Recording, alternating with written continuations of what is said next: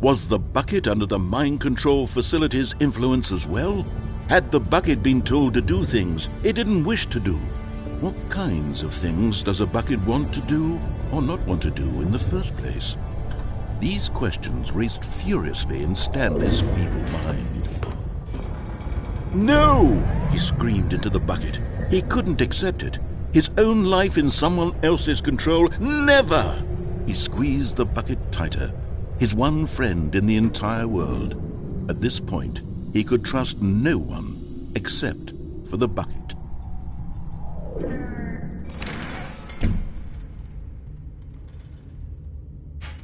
But here was the proof. The heart of the operation. Controls labeled with emotions, happy or sad or content. Walking, eating, working, all of it monitored and commanded from this very place. And as the cold reality of his past began to sink in, Stanley decided that this machinery would never again exert its terrible power over another human life. For he and the bucket would dismantle the controls for good. Two best friends, Stanley and the bucket, up against the world. They high-fived in a really cool way, and the bucket made a sassy comment about taking down the system.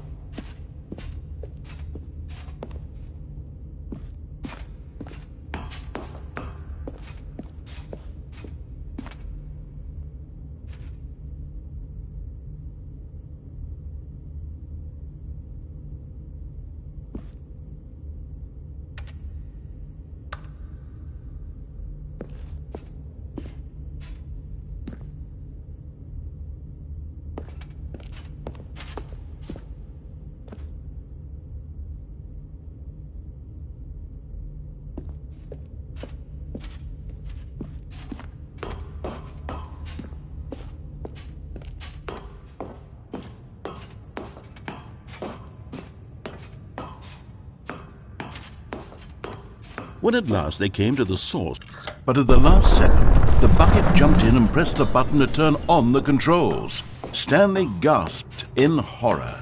Had this been the bucket's plan all along? To take over the machine and claim the power for itself?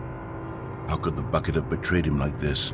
Stanley was prepared to throw the bucket away in disgust when suddenly an image appeared upon the enormous screen. Birds. Silly birds. The control buttons became active again.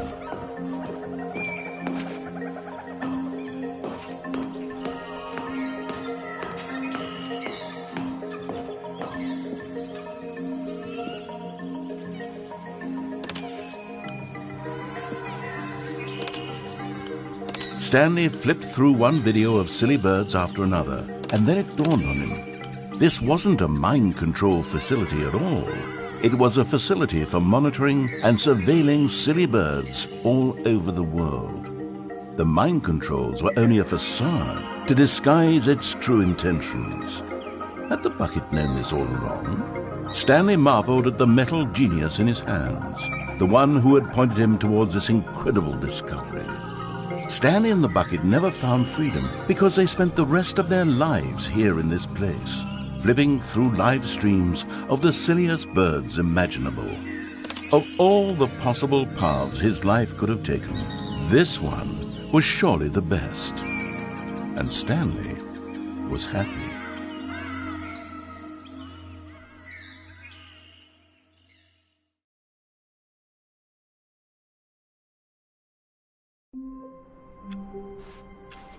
All of his co-workers were gone. What could it mean? Stanley decided to go to the meeting room. The embrace of an old friend, a weathered companionship that stands the test of time. Stanley clutched the bucket tightly to his chest and entered the door on his left.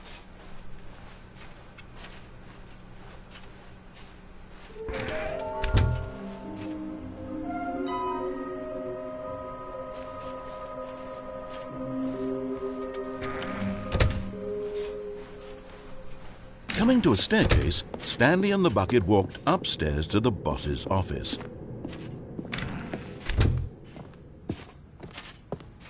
Stepping into his manager's office, Stanley was once again stunned to discover not an indication of any human life.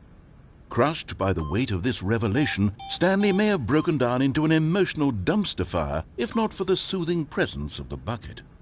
Even now, in his darkest of hours, did the bucket's warmth and guiding light pierce the dark clouds of confusion and chaos. It would be with him always. But Stanley guessed the correct code by sheer luck. Was it that the bucket knew all along? Was the bucket guiding him?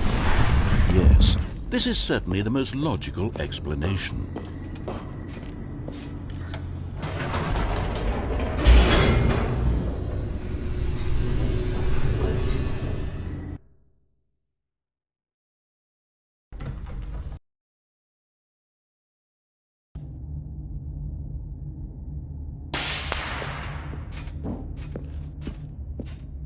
Stanley and the bucket walked straight ahead through the large door that read, Mind Control Facility.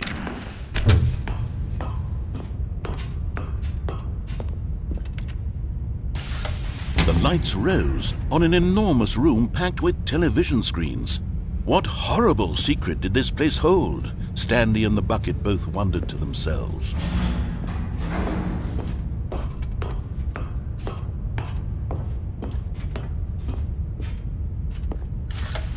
The monitors jumped to life, and Stanley nearly dropped the bucket in shock.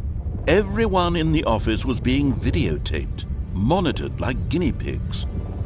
The bucket had never seen anything like this, and it very nearly burst into tears as Stanley cradled it gently, reassuring it that everything would be fine.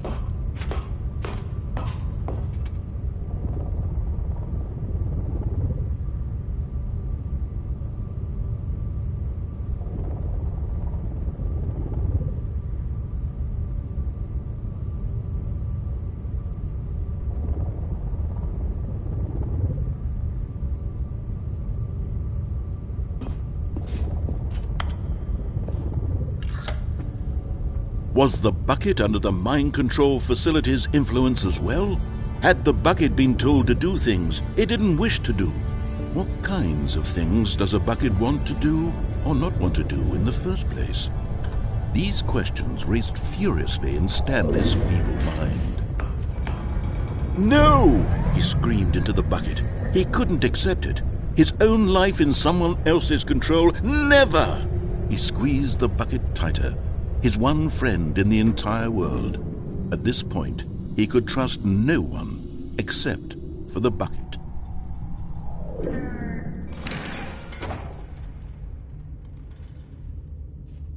But here was the proof. The heart of the operation. Controls labeled with emotions, happy or sad or content. Walking, eating, working, all of it monitored and commanded from this very place. And as the cold reality of his past began to sink in, Stanley decided that this machinery would never again exert its terrible power over another human life.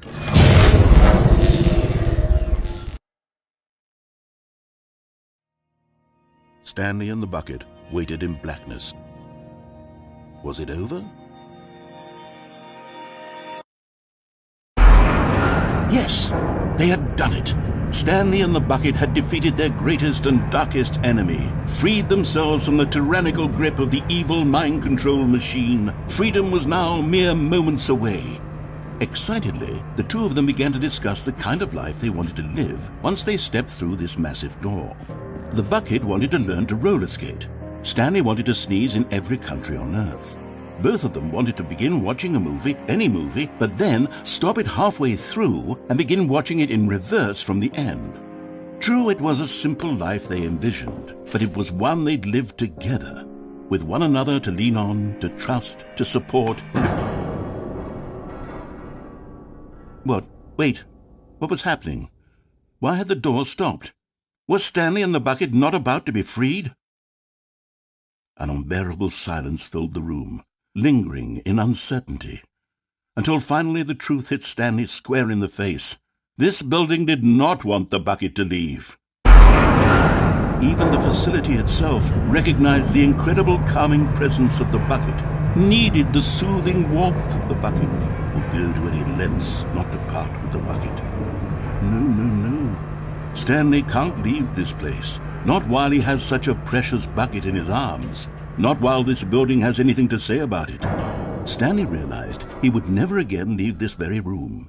But at least he has the bucket. To be trapped eternally in darkness isn't really so bad, Stanley thought to himself. As long as I have my bucket with me, right? I'll be okay, won't I? Stanley gulped.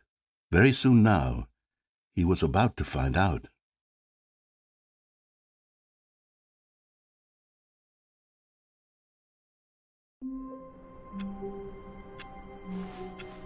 How wonderful. Stanley was alone. Finally. This is great, he thought to himself. This is what I've wanted all along. I got what I wanted.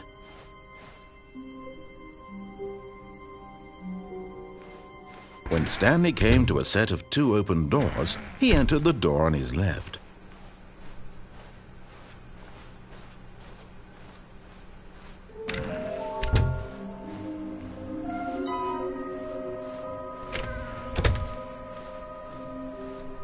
Coming to a staircase, Stanley walked upstairs to his boss's office.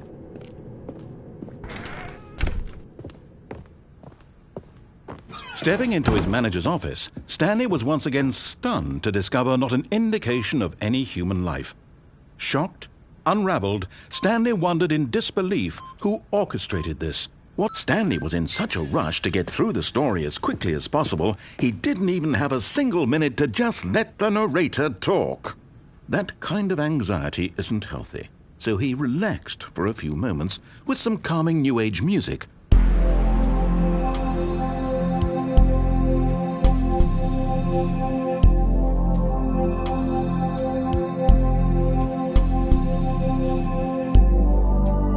Feeling soothed and rejuvenated, Stanley calmly walked forward into the opened passageway.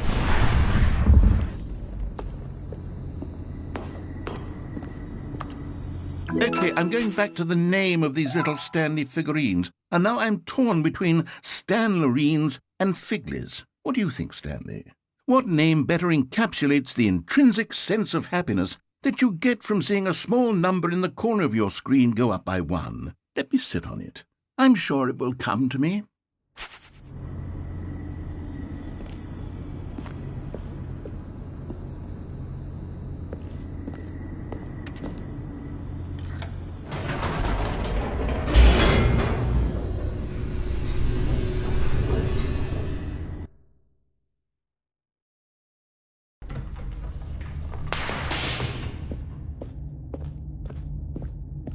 Stanley walked straight ahead through the large door that read Mind Control Facility.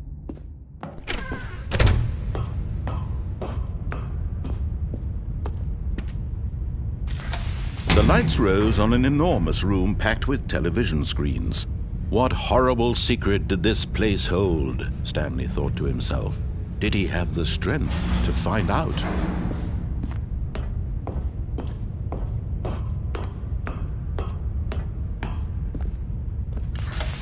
Now the monitors jumped to life, their true nature revealed.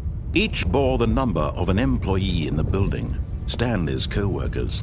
The lives of so many individuals reduced to images on a screen, and Stanley, one of them, eternally monitored in this place where freedom meant nothing.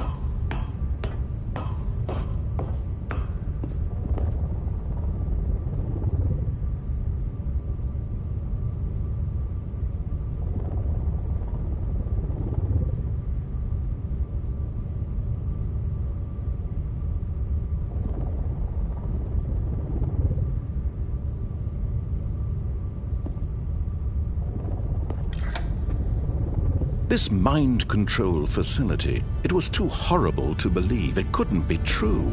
Had Stanley really been under someone's control all this time? Was this the only reason he was happy with his boring job? That his emotions had been manipulated to accept it blindly?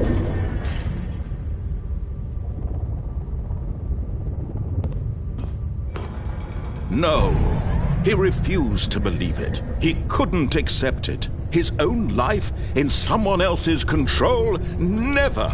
It was unthinkable, wasn't it? Was it even possible? Had he truly spent his entire life utterly blind to the world?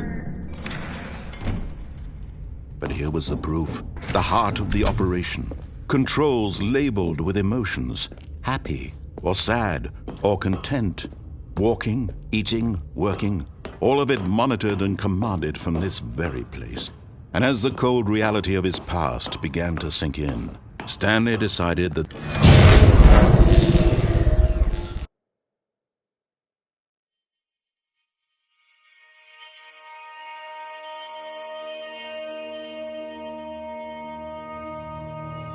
blackness and a rising chill of uncertainty. Was it over?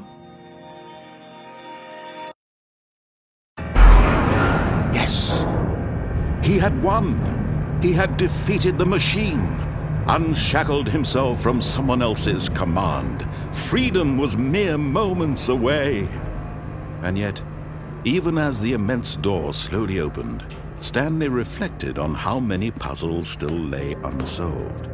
Where had his co-workers gone? How had he been freed from the machine's grasp? What other mysteries did this strange building hold? But as sunlight streamed into the chamber, he realized none of this mattered to him, for it was not knowledge or even power that he had been seeking, but happiness. Perhaps his goal had not been to understand, but to let go. No longer would anyone tell him where to go, what to do, or how to feel. Whatever life he lives, it will be his. And that was all he needed to know. It was perhaps the only thing worth knowing. Stanley stepped through the open door. Stanley felt the cool breeze upon his skin, the feeling of liberation, the immense possibility of the new path before him. This was exactly the way, right now, that things were meant to happen. And Stanley was happy.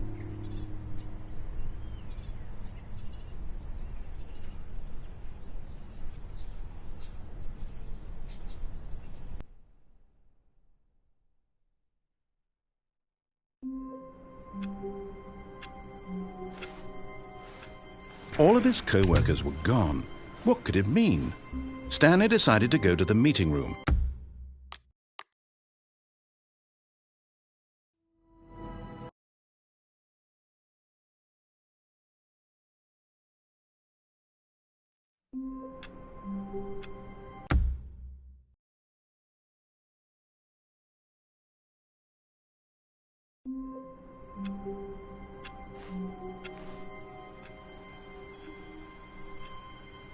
All of his co-workers were gone.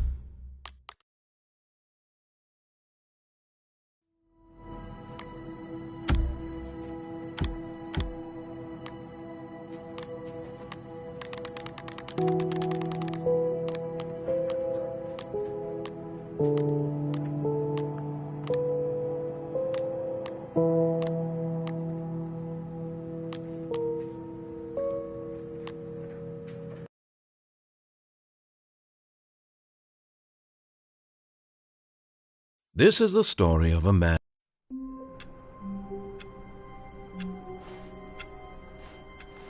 All of his co-workers were gone. What could it mean? Stanley decided to go to the meeting room. Perhaps he had simply missed a memo.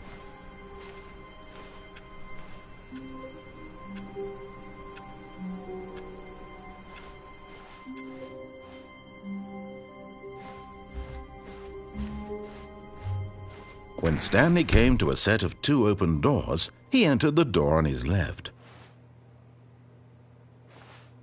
This was not the correct way to the meeting room, and Stanley knew it perfectly well.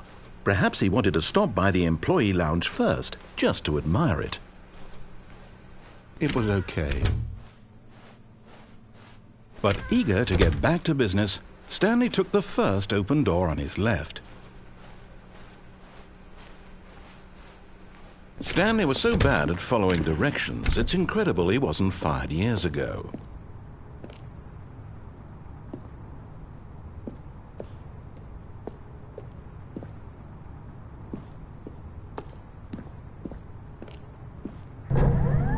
Look, Stanley, I think perhaps we've gotten off on the wrong foot here.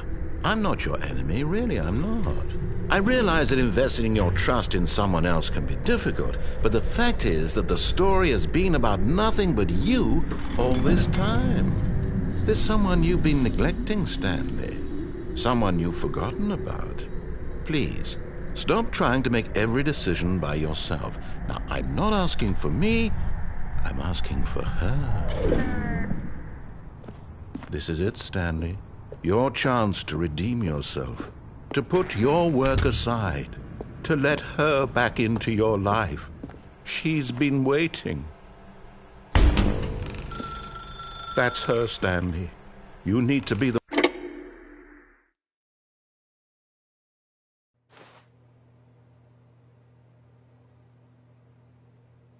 Oh, Stanley, is that you?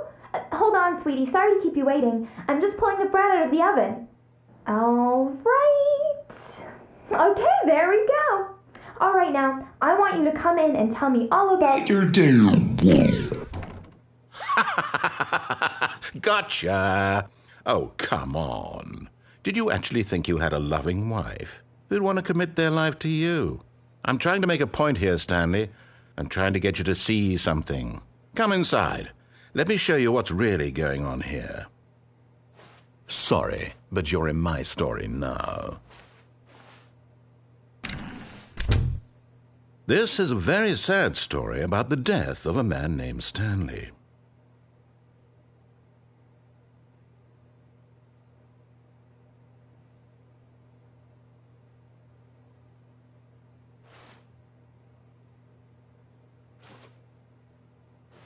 Stanley is quite a boring fellow.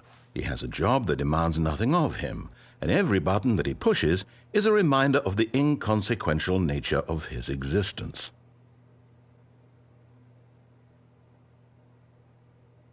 Look at him there, pushing buttons, doing exactly what he's told to do. Now he's pushing a button. Now he's eating lunch. Now he's going home. Now he's coming back to work. One might even feel sorry for him, except that he's chosen this life.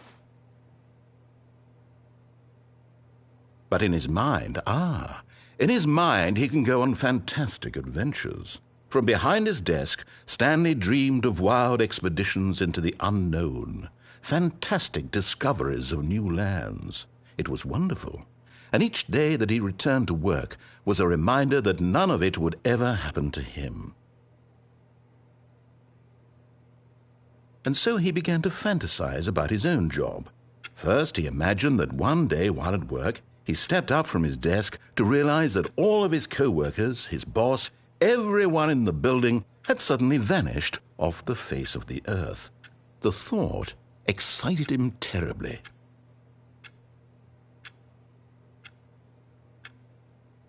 So he went further.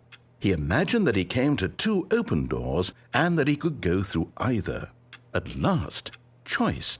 It barely even mattered what lay behind each door. The mere thought that his decisions would mean something was almost too wonderful to behold.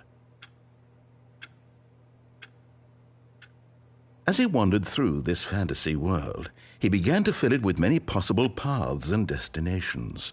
Down one path lay an enormous round room with monitors and mind controls. And down another was a yellow line that weaved in many directions. And down another was a game with a baby. And he called it the Stanley Parable.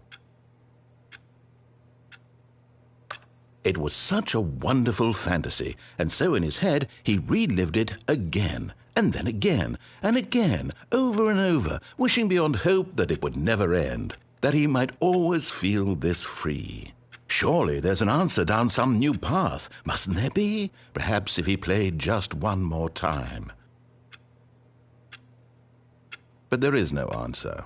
How could there possibly be?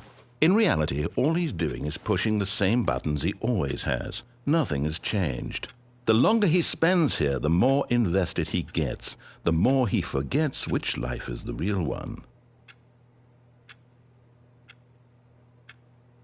And I'm trying to tell him this, that in this world he can never be anything but an observer, that as long as he remains here, he's slowly killing himself.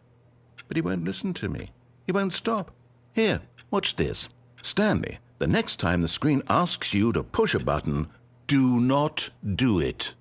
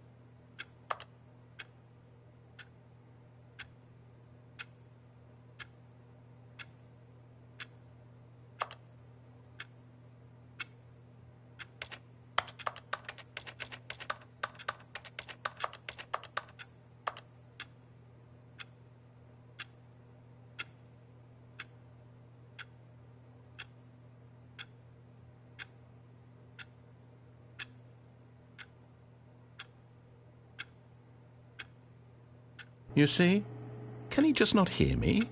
How can I tell him in a way that he'll understand that every second he remains here, he's electing to kill himself?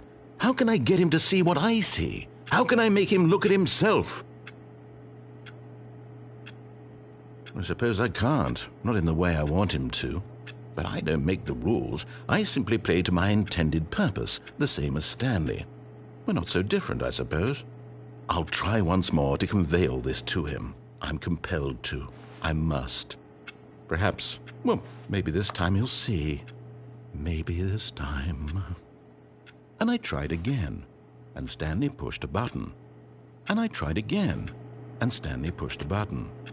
And I tried.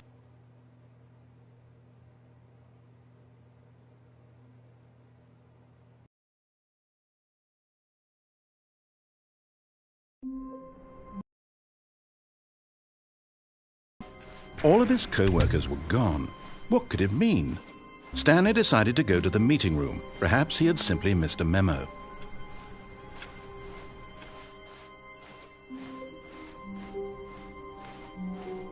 When Stanley came to a set of 2 open doors, this was not the correct way to the meeting room, and Stanley knew it perfectly well.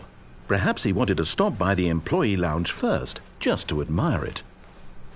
It was okay.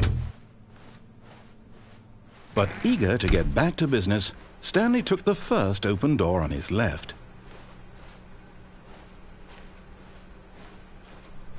Stanley was so bad at following directions, it's incredible he wasn't fired years ago.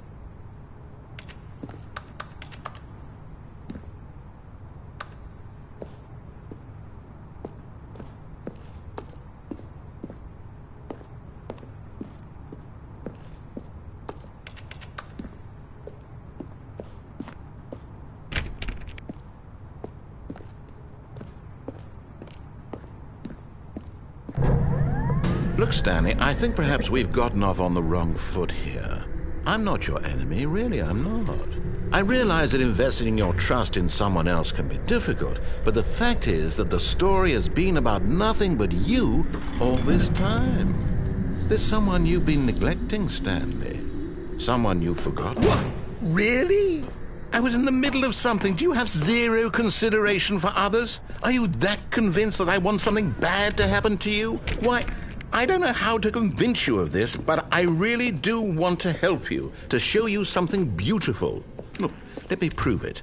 Let me prove that I'm on your side. Give me a chance. You're getting close now, Stanley. You've nearly gotten all of the Figler and Marines. Very soon, you'll collect the last one, and then the first number will equal the second number, and that will be it. We'll be different people by then. Different in the sense that we used to have none of them, and now we have them all. You can't go back to when you had no Figler and Marines. None of us can. Now listen carefully, this is important. Stanley walked through the red door. Oh, thank God you are willing to listen to me. Do you see that I really have wanted you to be happy all this time? The problem is all these choices. The two of us always trying to get somewhere that isn't here. Running and running and running, just the way you're doing right now. Don't you see that it's killing us, Stanley? I wanted to stop. We would both be so much happier if we just stopped. And I think I have a solution. Here, let me show you.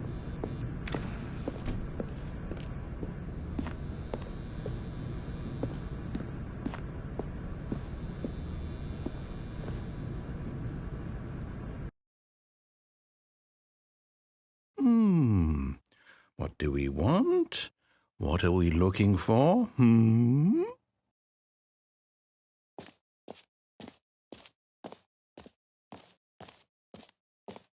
Here. Yes. Oh, it's beautiful, isn't it? If we just stay right here, right in this moment with this place, Stanley, I think I feel happy. No, wait. Where are you going? Oh, no. Stay away from those stairs. If you hurt yourself, if you die, the game will reset. We'll lose all of this. Please, no, Stanley, let me stay here. Don't take this from me. Please, Stanley, think about... No! Oh, thank God. No. No, what are you doing, Stanley? Please, I'm asking you not to take this away from me. I can't go back to what I was before. If you die, we'll both go back. Why are you doing this?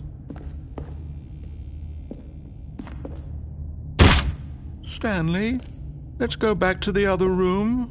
Can you do that for me? My God, is this really how much you dislike my game? That you'll throw yourself from this platform over and over to be rid of it? You are literally willing to kill yourself to keep me from being happy. Am I reading the situation correctly? Or maybe you're just getting a kick out of it. I don't know anymore. I just wanted us to get along. But I guess that was too much to ask. It looks like you wanted to make a choice after all. Well, this one is yours.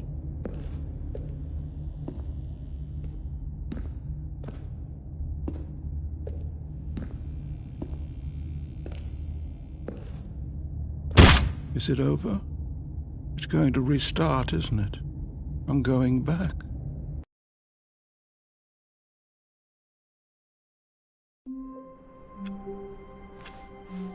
Just a step through this door, Stanley thought to himself, that's all I need. If I can make it through this door, I can make it through them all. The bucket made Stanley want to be a better man and a better co-worker. In time, perhaps, he would become both of those things. Stanley clutched the bucket tightly to his chest. This was not the correct way to the meeting room, but Stanley had felt the bucket calling to him, telling him that the employee lounge was simply the place to be. And here it was. Had the bucket turned out to be correct? Never mind. The bucket was wrong. Stanley took the door on his left to go back to the meeting room. No, said the bucket. don't go to the meeting room. Go somewhere else. The cargo lift, yes. Good, said the bucket. Now ride the lift all the way to the top. There's something up there I need you to do. Stanley did not question why or how this bucket was speaking to him. It should have alarmed him, of course, because buckets can't talk. But Stanley chose not to think about this obvious fact. He was firmly convinced that the bucket had spoken to him, and he unthinkingly did whatever the bucket asked.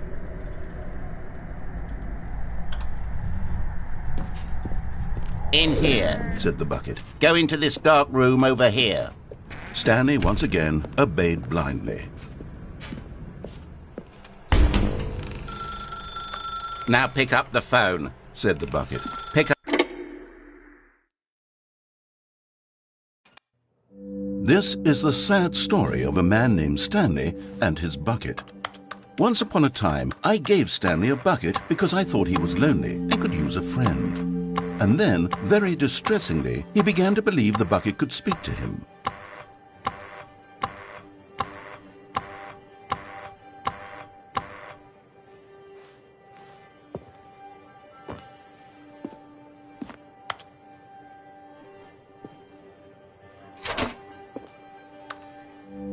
The Stanley Parable Reassurance Bucket was merely meant to provide the comforting glow of companionship.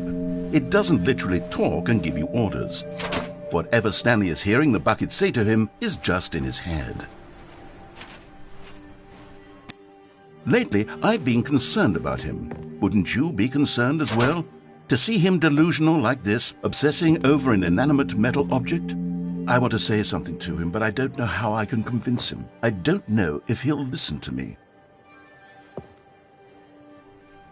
Oh, I'll try anyway. Stanley, can you hear me? Listen to me. It's just a bucket. It can't think. It can't talk. All it will ever truly do for you is effectively transfer a liquid from one location to a different location. That's it. It doesn't do anything else. You see, he's not listening. He's still taking orders from the bucket. You know, once upon a time it was me he took orders from. Me he trusted and listened to. Now all he cares about is this awful bucket. This stupid hunk of metal. It's sad, but I suppose he doesn't need me anymore. From now on, he's just going to cling to this bucket, this cold, empty bucket, this sort of shiny bucket.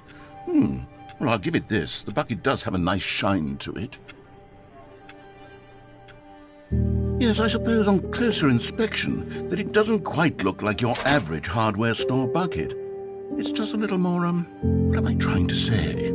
Sturdier, more capable of transporting liquid. Like it would be better at moving an amount of water from one room to another. Oh my God, what am I saying? Better at carrying water from room to room. It's a bucket. It's literally just a bucket. Why do I feel some need to point out the ways in which it's so much more than just a regular bucket? Oh no. I'm having feelings for the bucket. No. What's going on? Why do I want to be with the bucket? Hear what the bucket has to say. Do anything it asks. What's wrong with me? I don't understand. Perhaps if I had the bucket, this would be less confusing. Yes, the bucket could tell me what to do in this troublesome situation. Stanley, give me the bucket. Give it to me. Give me the bucket, Stanley. I need it. Give it to me now. Give it or I'll...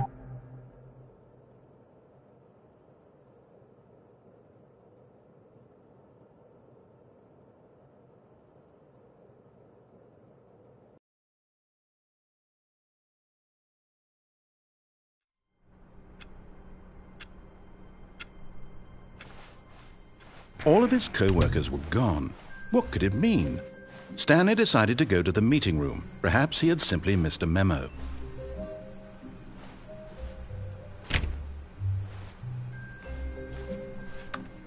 Not everyone is so lucky to have a bucket, but Stanley is a very lucky fellow. Very lucky indeed.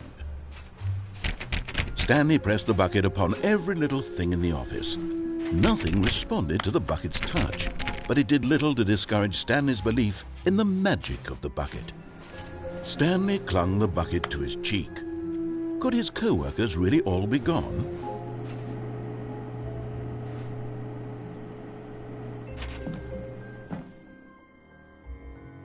Yes, Whispered the bucket into Stanley's ear. we've done it. We've escaped from that dull office and that pesky narrator. At last, out here in the white void, we are alone. Now, and for the first time, I can reveal to you my true self. The bucket began to tell Stanley of its life and its history, of the countless wars it witnessed, desecrating the land and lives of untold numbers of innocent humans, and the bucket's own complicity therein, of sadness and regret, and the many years it spent dwelling on the actions it might have taken to curb the madness and the decay, if only it had been stronger, of hope and redemption, and its crusade to uplift the stock of life for the common man, to manifest justice where none existed, and the bittersweet reality of time, to see one's dreams and wishes met halfway, meted out in parcels like charity, and abandoned as soon as the warm glow of inspiration begins to dim. The opportunities to do so much more. There was so much it could have done, perhaps, the bucket wondered to itself. Perhaps if it had seen its own darkness with a clearer perception. This was way too much for Stanley. What are you talking about? He screamed. You're a bucket! To this, the bucket furrowed its brow. No, said the bucket. Not since the evil wizard Gambhorata first ensnared me in his machinations as payback for the sacred amulet I stole from his treasured vaults. I was young back then and could not conceive the ramifications of... No! Stanley screamed even louder this time. This is stupid! You are a bucket! This is so stupid! Why are we even doing this? As Stanley screamed and screamed and screamed, the bucket revealed its true form, transforming into a mighty beast of untold power, its fangs glistening like...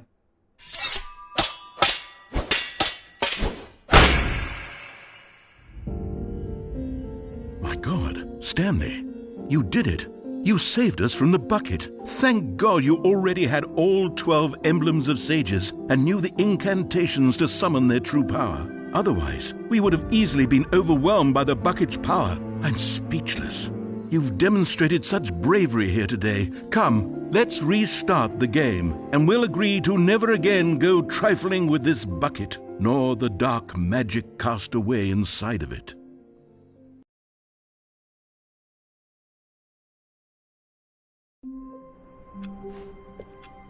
All of his co-workers were gone. What could it mean? Stanley decided to go to the meeting room. Perhaps he had simply missed a memo. It takes a lot of humility to carry a bucket so magnificent. Stanley checked his ego and then proceeded onward.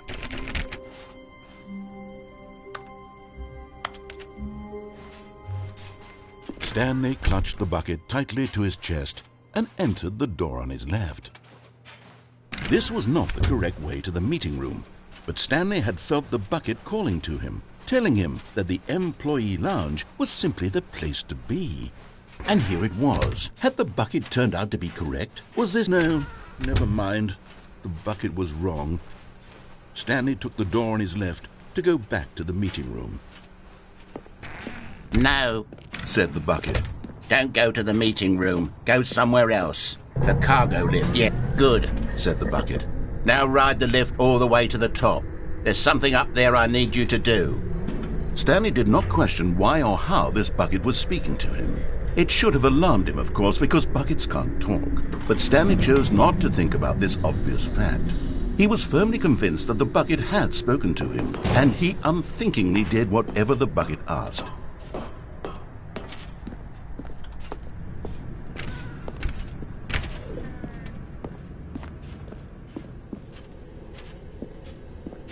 No, stop.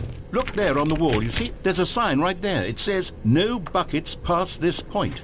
Stanley, how could you think it was okay to bring the bucket here? Unless, what if the problem is that you actually don't know what is a bucket and what isn't a bucket?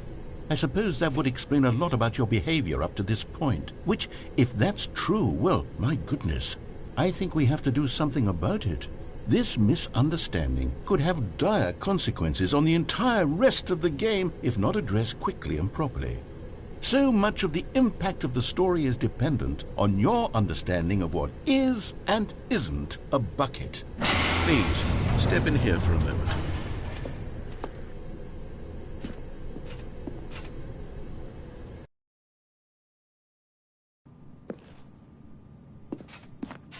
Now then, I'm going to run you through some test scenarios and you'll tell me whether or not the thing I'm showing you is a bucket. Simple enough, right? This should tell us everything we'll ever need to know about what is or is not a bucket. Okay, let's begin. Item 1. Is this a bucket? Incorrect. It is a hologram of a bucket, not an actual bucket.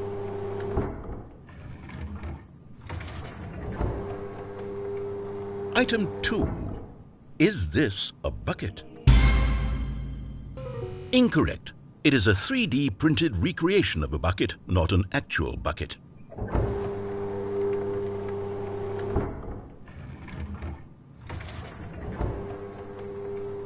Item 3. Is this a bucket? Incorrect. This is a bucket.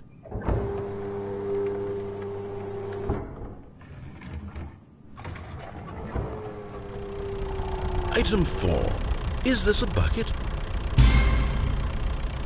What? Are you hallucinating? This is a tractor. It's an enormous machine that tills the earth. I thought this was a gimmick. How on earth did you manage to screw it up? Absolutely incredible. Let's just move on to the next one.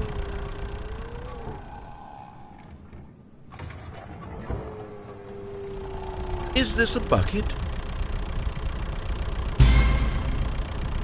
Incorrect. This is a bucket.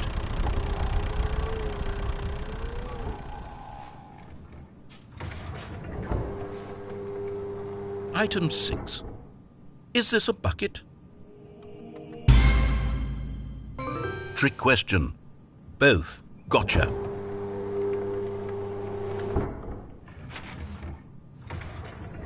Item... Wait, hold on. I can't find the next one. Let me see. It should be around here somewhere.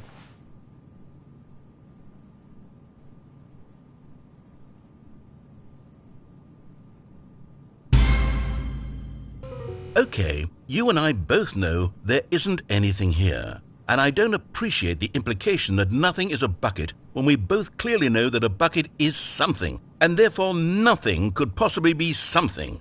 Unless, in your twisted mind, have you somehow convinced yourself that a bucket is nothing? Answer me straight, Stanley. Do you believe that nothing is a bucket? You know what? I'm too confused to even sort it out.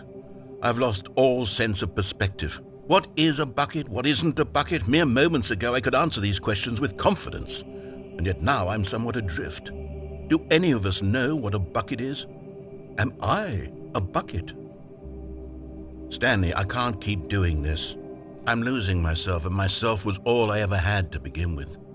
I'm afraid the bucket is threatening to tear our relationship apart. I can't have that. I'm sorry. But I'm going to erase all buckets from the game entirely. Okay, here we go.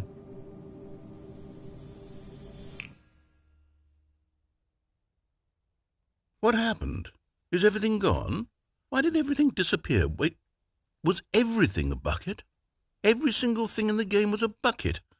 Oh my God, I had no idea. How could... except me.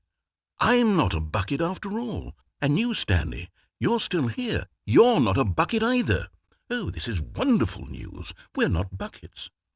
Yes, I actually feel much more at ease right now. It's delightful to get some clarity on that issue, but it doesn't change the fact that we haven't got a game.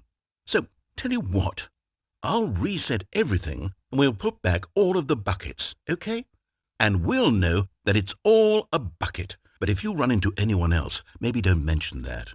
Who knows what that information might do to a person? All right, here we go.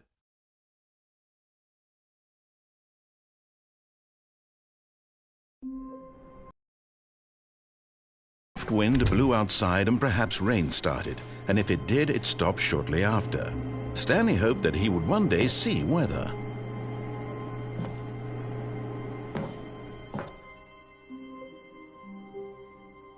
At first, Stanley assumed he'd broken the map, until he heard this narration and realized it was part of the game's design all along. He then praised the game for its insightful and witty commentary into the nature of video game structure and its examination of structural narrative tropes. So, now that you're here, what do you think? Isn't this a fun and unique place to be? Why don't we take a minute just to drink it all in? Okay, I'm over it now. What do you think? Are you sick of this gag yet?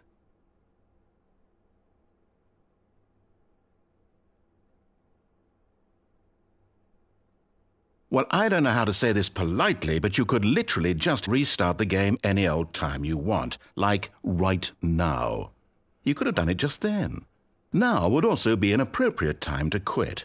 Any of these points and so many, many more, all of them are appropriate. I'm enjoying what seems to be an internal conflict going on where you are literally unable to act on your own desires to restart the game. So, just to push the envelope, I'm going to try and make this as miserable as possible and see how long you can maintain. There once was a man named Stanley, who people considered so manly. But the truth must be told, he was not very old and was quite particularly gangly. What Stanley liked most was buttons. He pushed them like some kind of glutton. He did it all day in a meaningful way, but his brain had long ceased to function. Which is why he is in this parable and lives an existence quite terrible. And if you are not strong and keep playing along, you too will become quite unbearable. Yes. You too will become quite unbearable.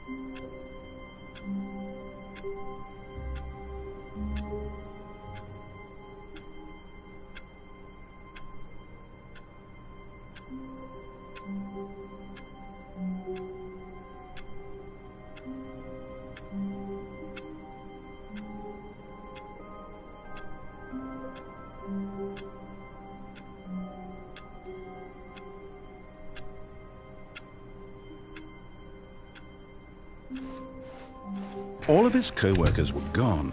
What could it mean?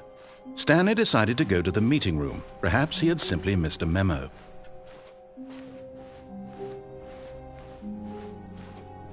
When Stanley came to a set of 2 open doors, this was not the correct way to the meeting room, and Stanley knew it perfectly well. Perhaps he wanted to stop by the employee lounge first, just to admire it. It was okay. But eager to get back to business, Stanley took the first open door on his left. Stanley was so bad at following directions, it's incredible he wasn't fired years ago. Look, Stanley, I think perhaps we've gotten off on the wrong foot here. I'm not your enemy, really, I'm not. I realize that investing in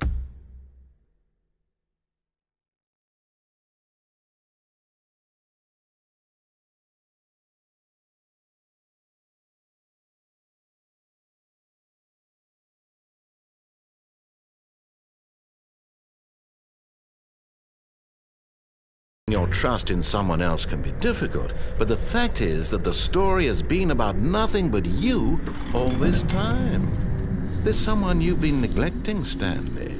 Someone you've forgotten. What? Really? I was in the middle of something. Do you have zero consideration for others? Are you that convinced that I want something bad to happen to you? Why, I don't know how to convince you of this, but I really do want to help you, to show you something beautiful. Look, let me prove it. Let me prove that I'm on your side. Give me a chance. Now listen carefully, this is important. Stanley walked through the red door. Aha, perhaps you misunderstood. Stanley walked through the red door. I still don't think we're communicating properly. Stanley walked through the... All right, fine, go ahead, Stanley. You want to know so badly what's out there? You want to find out what lies at the end of this road you've chosen? Well, don't let me stop you. You see? There's nothing here. I haven't even finished building this section of the map, because you were never supposed to be here in the first place. Broken rooms, exposed developer textures. Is this what you had wanted? Was it worth ruining the entire story I had written out specifically for you? Do you not think I put a lot of time into that? Because I did. And in the end, it was all for nothing, because this is what you wanted to see. Help me here, Stanley. Help elucidate these strange and unknowable desires of yours. What would have made this game better? What did you want to see? Vehicles? Skill trees? Work with me. You've given me absolutely nothing so far. Tell you what, let me take a stab in the dark at a new design, and you can give me some feedback. There we go. A third option. This already feels leaps ahead of where we were before. Go ahead, Stan. Okay, I'm going to stop you there. Now, tell me about your experience with this new version. Would you say that the game benefited from allowing you more choices? Feel free to be honest. I'm looking for some real critical feedback here. A 1? I mean, I can understand if you had reservations, you saw ways the game could be improved to more fully express itself mechanically and artistically, but a 1? That's not even helpful. What am I supposed to do with that? But I guess it isn't my place to judge. Here, based on the data from your previous playthrough, I've compiled a new version. And to be perfectly candid, I think I've knocked it out of the park with this one. Let's take a look.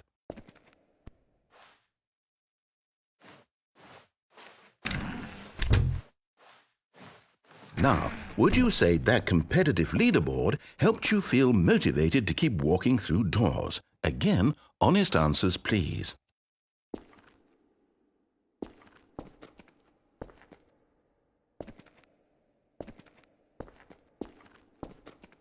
Hey, I nearly forgot. I've got a prototype of a new game I've been working on, and now would be a lovely opportunity to give it some playtesting.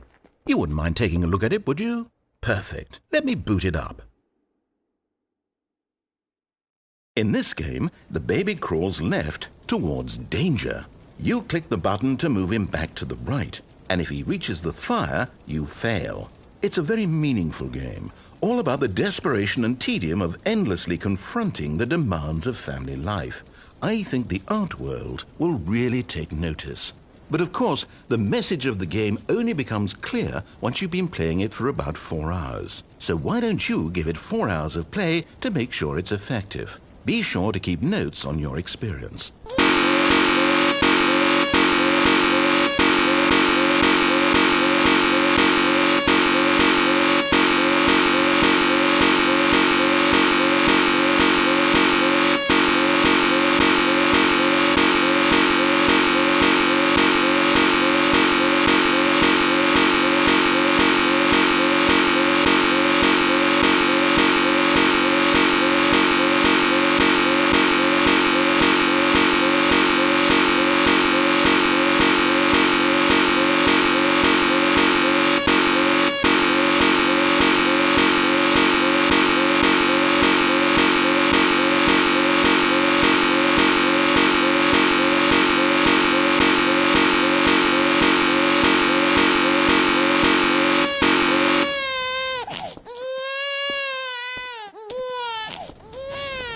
You heartless bastard.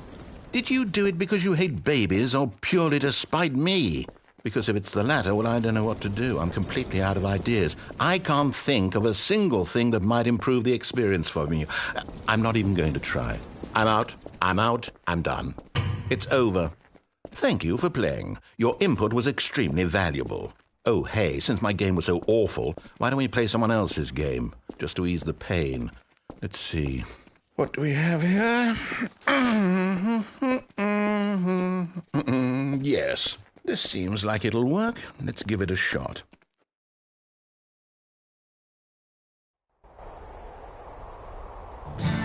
Aha! Fascinating.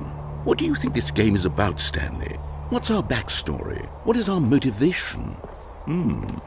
Well, it seems obvious to me that you are meant to play as a creepy man spying on innocent civilians below you from up high in your creep tower, perhaps for some sort of twisted erotic purpose.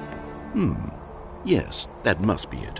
What a fascinating venture into the experience of total mental depravity. So far, I love everything about this game, Stanley. And it seems there's even more. Come, let's venture outward and see what else is out there.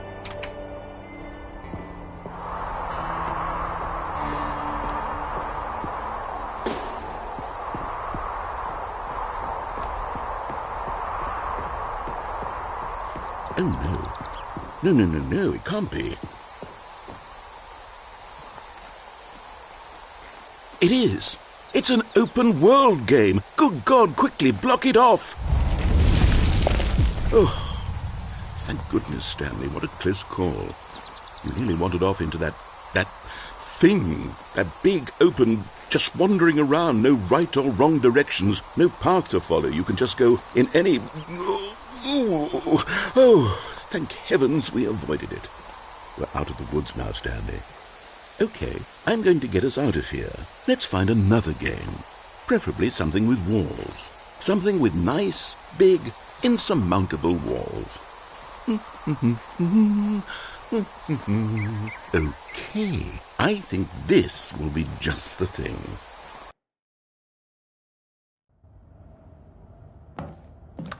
Wonderful. See, this is exactly what I had in mind. Just a nice big box for you to run around in. There isn't any possibility that you could get lost here. Now this is game design. Stanley, if you manage to get lost in this game, I will be phenomenally impressed. Okay, so what exactly do we do here? Let's see. There are lots of cars here in the back, but obviously there's no racetrack. Okay, I'm seeing that there's a ball of some kind back here. Is this game sports ball? Stanley, I think it's sports ball. Oh, what fun. We shall run the bases and do a touchdown together? Yes, I think surely we must. Okay, Stanley, here's the ball. Have fun.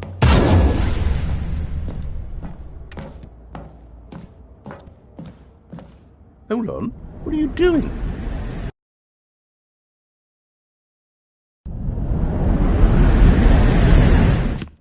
Stanley, don't do that. I can't follow you there. I can't help you. How will you write a story without me? You can't do it. You know that. Stanley, come back.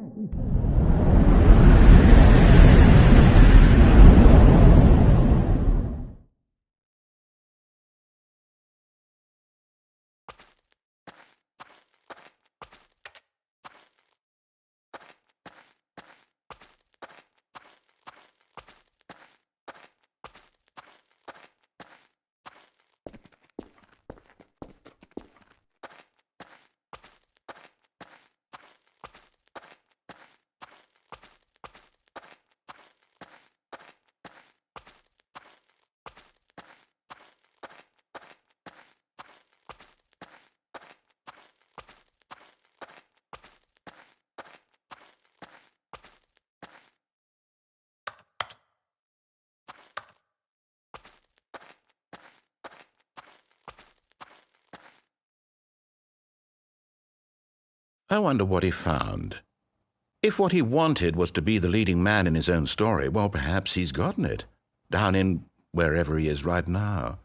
I wonder if he's happy with his choice, and if he's learned the heavy cost that comes with it. He'll understand soon what I was trying to tell him. He needs me. Someone who will wrap everything up at the end, to make sense out of the chaos and the fear and the confusion. That's who I am. That is what I mean to this world. Oh, yes. Yes, I'll be back. There's no other way. Once this ends, after it all comes to a close, then I'll be back. The end will be here soon. Very soon. I can wait.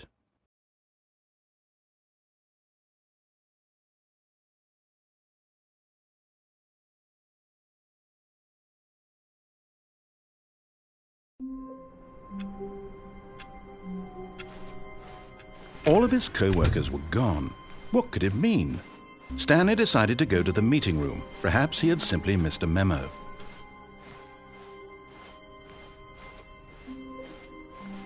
When Stanley came to a set of 2 open doors, he entered the door on his left.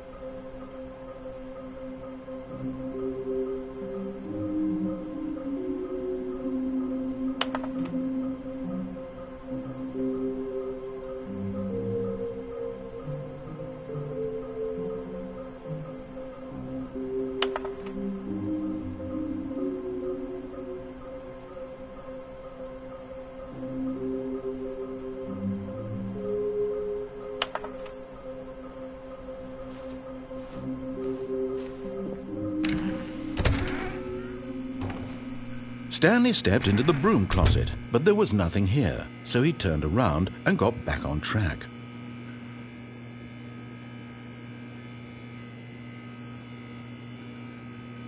There was nothing here. No choice to make, no path to follow, just an empty broom closet. No reason to still be here.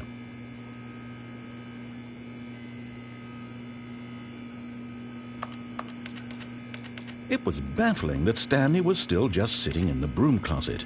He wasn't even doing anything. At least if there was something to interact with, he'd be justified in some way. As it is, he's literally just standing there doing sweet FA.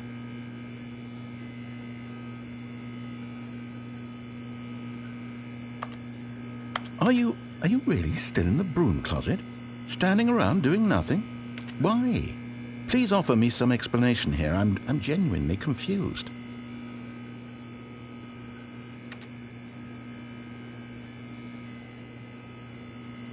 You do realize there's no choice or anything in here, right?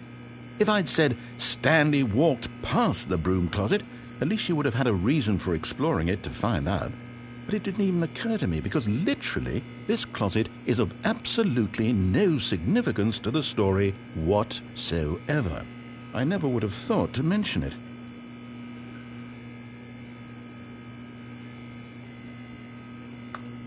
Maybe to you this is somehow its own branching path. Maybe when you go talk about this with your friends you'll say, "Oh, did you get the broom closet ending? The broom closet ending was my favourite." I hope your friends find this concerning.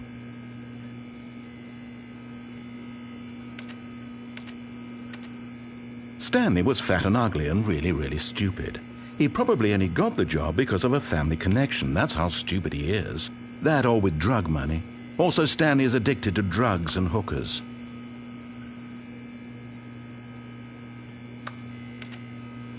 Well, I've come to a very definite conclusion about what's going on right now. You're dead. You got to this broom closet, explored it a bit, and were just about to leave because there's nothing here, when a physical malady of some sort shut down your central nervous system and you collapsed in front of your screen. Well, in a situation like this, the responsible thing is to alert someone nearby so as to ensure that your body is taken care of before it begins to decompose. Hello? Anyone who happens to be nearby? The person at this computer is dead. They have fallen prey to any number of your countless human physiological vulnerabilities. It's indicative of the long-term sustainability of your species. Please remove their corpse from the area and instruct another human to take their place, making sure they understand basic first-person video game mechanics and filling them in on the history of narrative tropes in video gaming, so that the irony and insightful commentary of this game is not lost on them. All right, when you've done that, just step out into the hallway.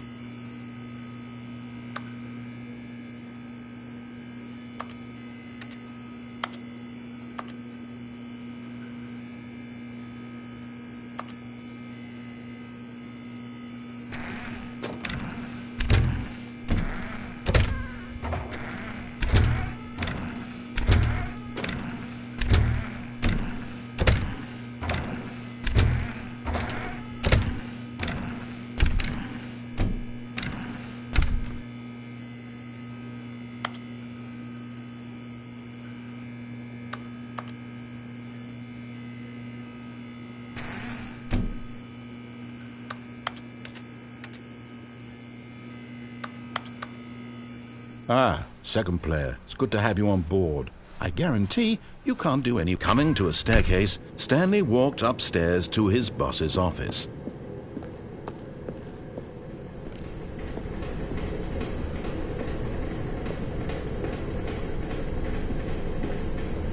But Stanley just couldn't do it. He considered the possibility of facing his boss. Admitting he had left his post during work hours, he might be fired for that. And in such a competitive economy, why had he taken that risk? All because he believed everyone had vanished? His boss would think he was crazy. And then something occurred to Stanley. Maybe, he thought to himself, maybe I am crazy. All of my co-workers blinking mysteriously out of existence in a single moment for no reason at all? None of it made any logical sense. And as Stanley pondered this, he began to make other strange observations. For example, why couldn't he see his feet when he looked down? Why did doors close automatically behind him wherever he went?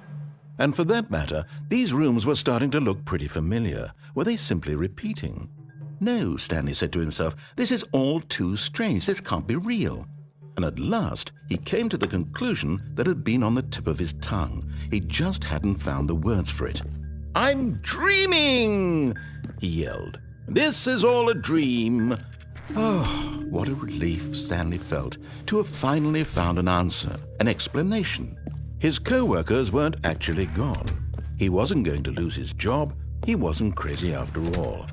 And he thought to himself, I suppose I'll wake up soon. I'll have to go back to my boring real-life job pushing buttons. I may as well enjoy this while I'm still lucid. So he imagined himself flying and began to gently float above the ground.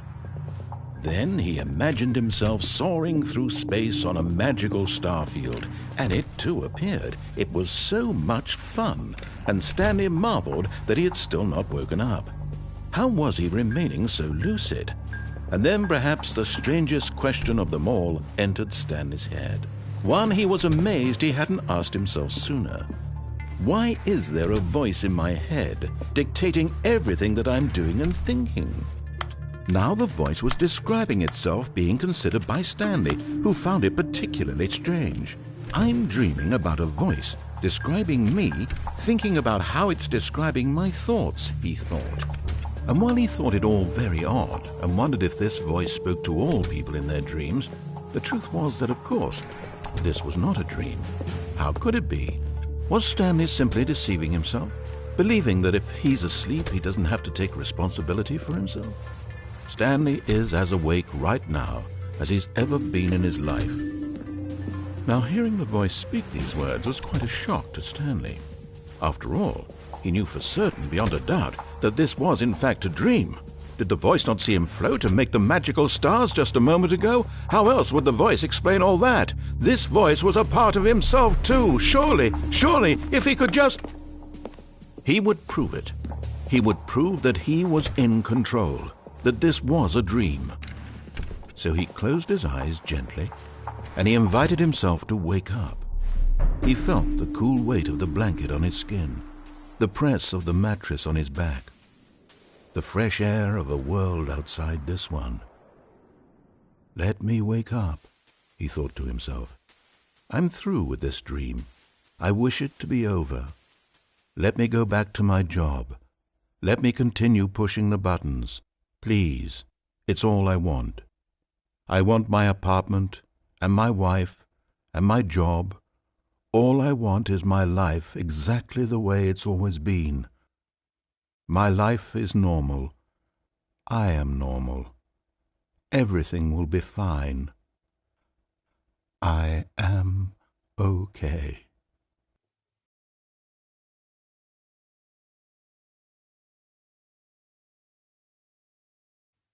Stanley began screaming. Please, someone, wake me up. My name is Stanley. I have a boss. I have an office. I am real. Please, just someone tell me I am real. I must be real. I must be. Can anyone hear my voice? Who am I? Who am I? And everything went black.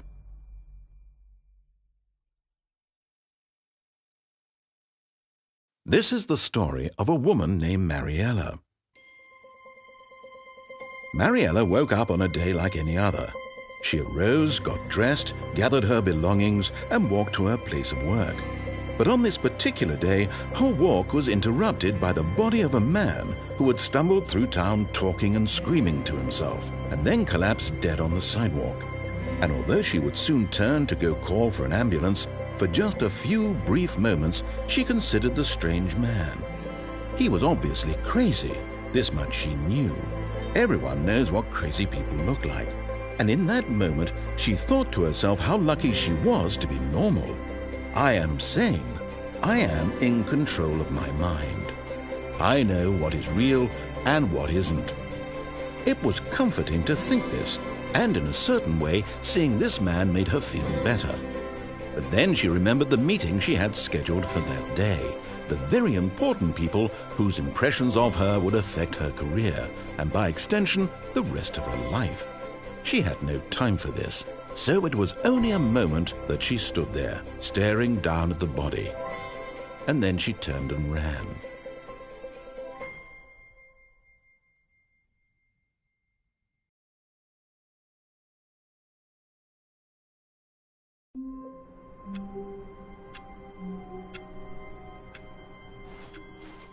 All of his co-workers were gone.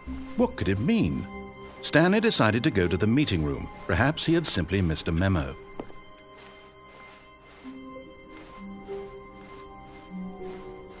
When Stanley came to a set of 2 open doors, he entered the door on his left.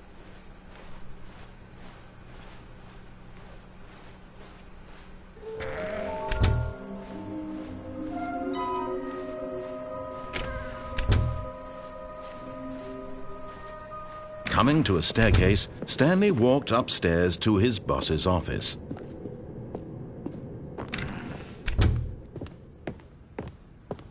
Okay, I think we all know the drill by now. Blah, blah, blah. Dark secrets, the keypad. Stanley pushes some buttons. Oh, hey, look, it's a new passageway. Quelle surprise.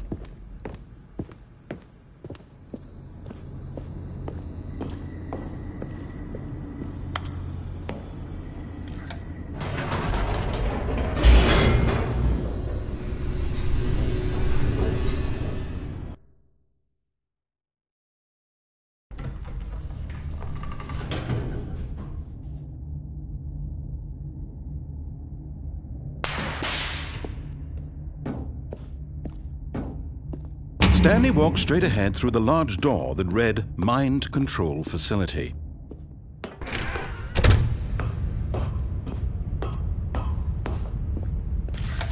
The lights rose on an enormous room packed with television screens. What horrible secret did this place hold? Stanley thought to himself. Did he have the strength to find out?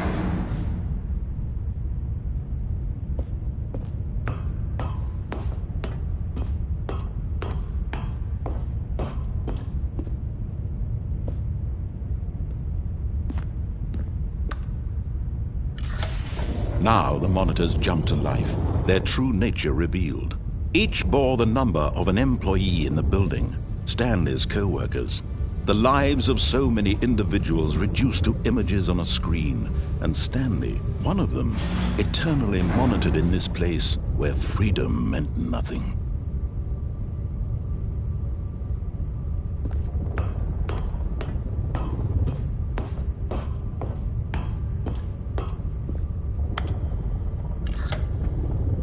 This mind control facility, it was too horrible to believe. It couldn't be true. Had Stanley really been under someone's control all this time? Was this the only reason he was happy with his boring job? That his emotions had been manipulated to accept it blindly? No, he refused to believe it. He couldn't accept it. His own life in someone else's control? Never! It was unthinkable, wasn't it? Was it even possible? Had he truly spent his entire life utterly blind to the world?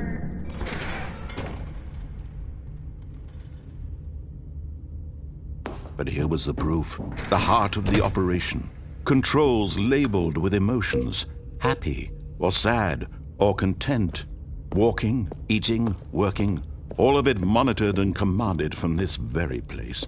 And as the cold reality of his past began to sink in, Stanley decided that this machinery would never again exert its terrible power over another human life. For he would dismantle the controls once and for all. Oh, Stanley, you didn't just activate the controls, did you? After they kept you enslaved all these years, you go and you try to take control of the machine for yourself. Is that what you wanted? Control? Oh, Stanley, I applaud your effort, I really do. But you need to understand, there's only so much that machine can do. You were supposed to let it go, turn the controls off, and leave. If you want to throw my story off track, you're going to have to do much better than that.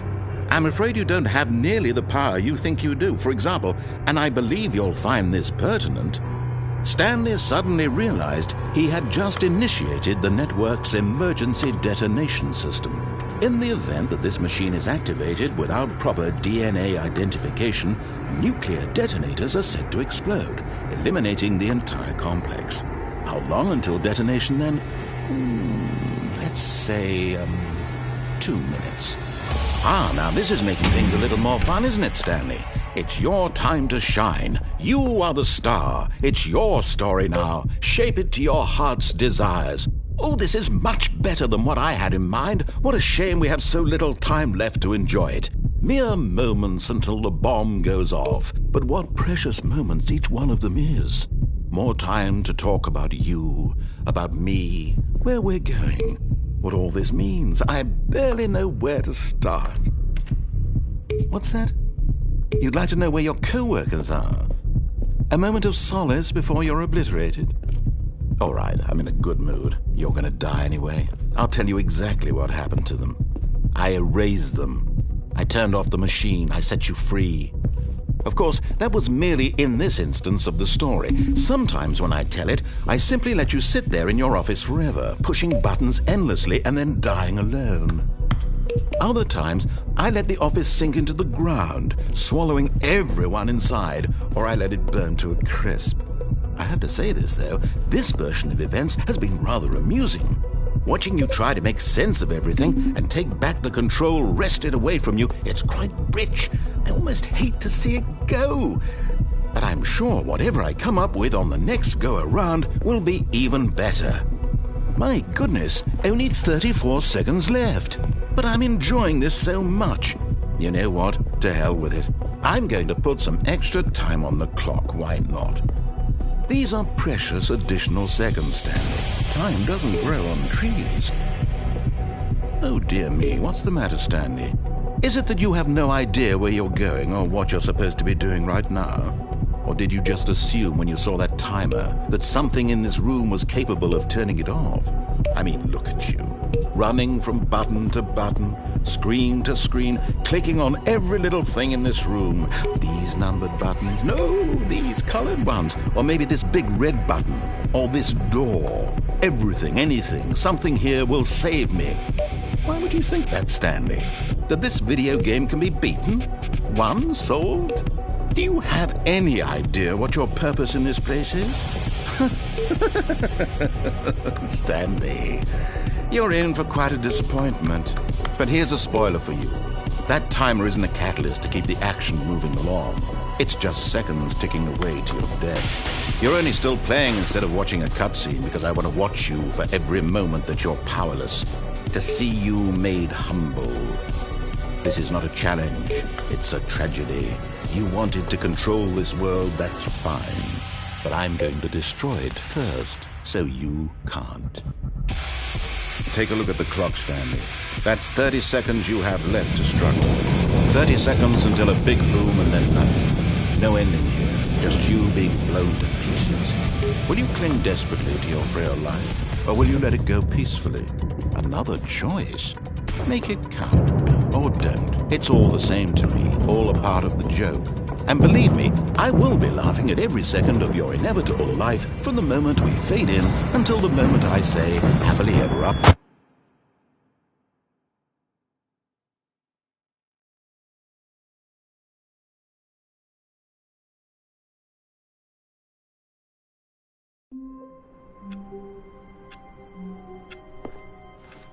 All of his co-workers were gone. What could it mean? Stanley decided to go to the meeting room. Perhaps he had simply missed a memo.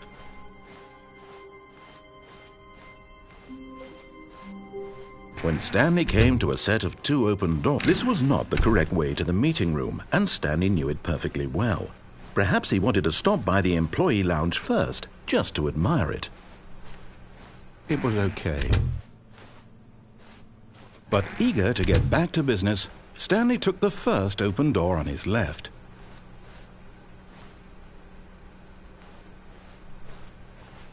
Stanley was so bad at following directions, it's incredible he wasn't fired years ago.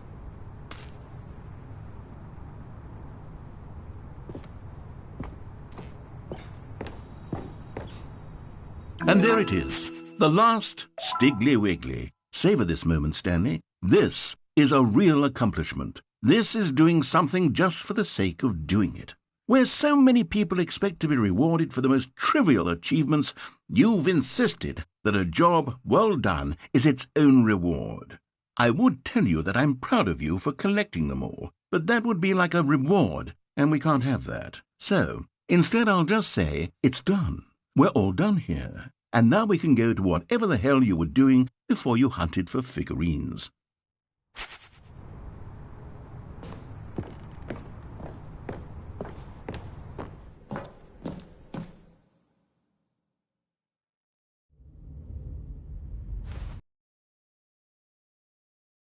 Beaten path that it seemed the office had begun from so far off the beaten path that it seemed the office had begun from so far off the beaten path that it seemed the office had begun from so far off the beaten path that it seemed the office had begun from so far off the... You didn't think I was actually just a recording, did you? What a silly and trite explanation that would be. All the back and forth between you and me, all the absurd adventures we've been through, and it all turns out I'm just a tape recording? It was all just in Stanley's head. I bet that's the kind of twist you think is revelatory. I bet each and every time you watch a movie where it turns out all to be in the main character's imagination, you must absolutely bolt off the couch in pure shock at the phenomenal and intricate storytelling. It must be so simple to be you. Life being an unending waterfall of surprises and delights. How much more exciting you must find the world than the rest of us do. Now I've become sad. Look what you've done to me. This is all your fault.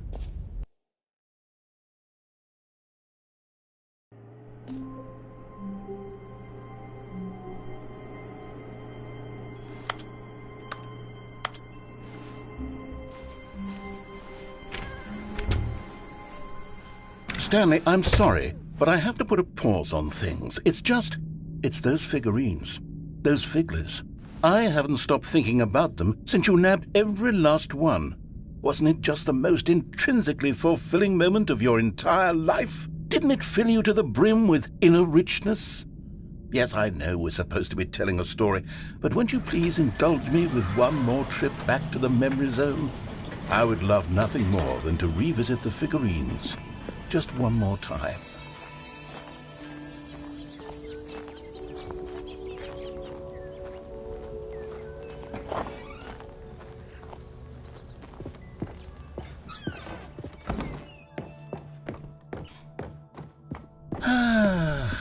Here's where it all began. The first collectible. Back then, we had no idea of how many of them we'd find. Sure, it said 6 right there on the screen, but how could we know for certain? We were so innocent. We'll never be like that again, Stanley.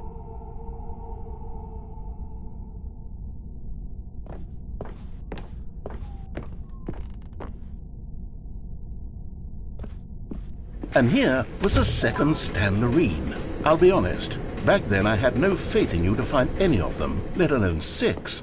But you continue to surprise me in all sorts of mundane, unremarkable ways. Okay, let's do a little quiz. Which of these rooms was the room you found your third mini Stan? Can you remember?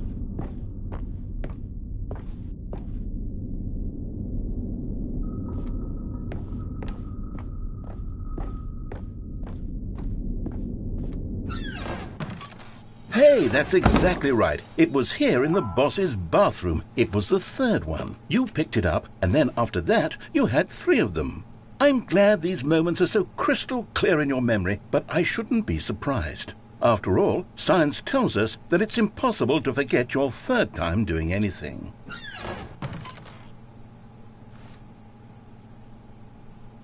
Let's see, what came next? Oh yes, we found a Figley in this pink room. Oh well, I can't actually say I remember being in this room, but it's here in the memory zone, so it must...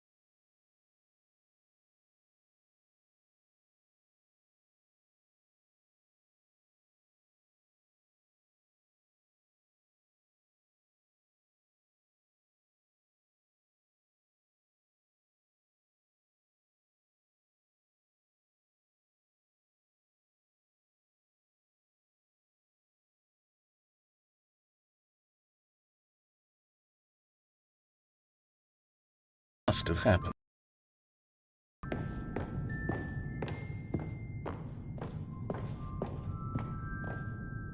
This was the 5th mini-Stan, and this one was really something special. It was by the red and blue doors. I remember it so clearly. In fact, because this one is particularly special to me, I made a little video to commemorate the occasion. Enjoy.